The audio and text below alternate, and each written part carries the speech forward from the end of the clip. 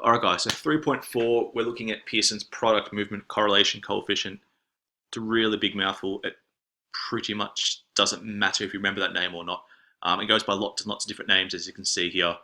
It'd be good to keep them in mind because on your exam, they may use one of these rather than that whole title. So keep this in mind, maybe print this off, write it down in your notes book for your exam. It'll come in quite handy.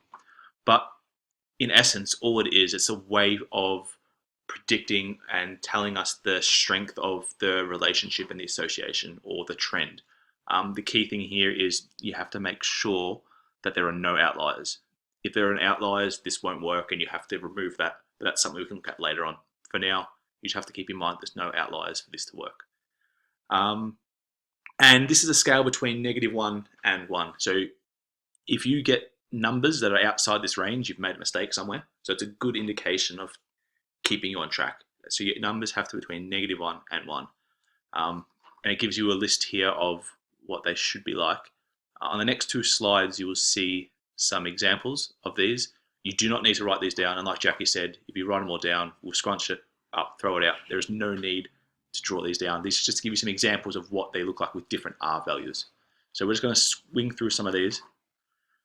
And you can see they're on scatter plots. So like we did last exercise, you can see up here, you have a +1, an R value, which means it's going up in a positive direction, pretty much in a straight line.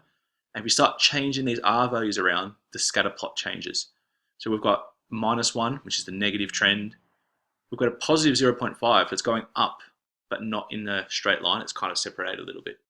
And these are things that the R value does. So let's look at the next one. These are some more really detailed ones with more data points.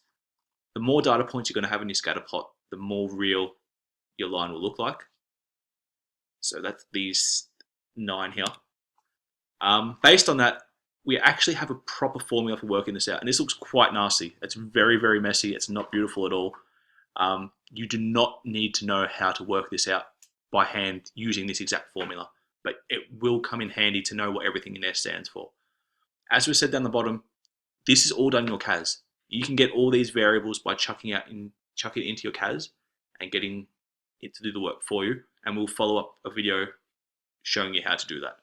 But this is the formula that we use to work out Pearson's product movement correlation coefficient, or just the R value. This is the scale we talked about. This is something you need to have in your books. You need to get familiar with this. It tells you exactly what type of association you're going to have with your scatter plot and what your R value actually means. Yeah, that's it. Bye.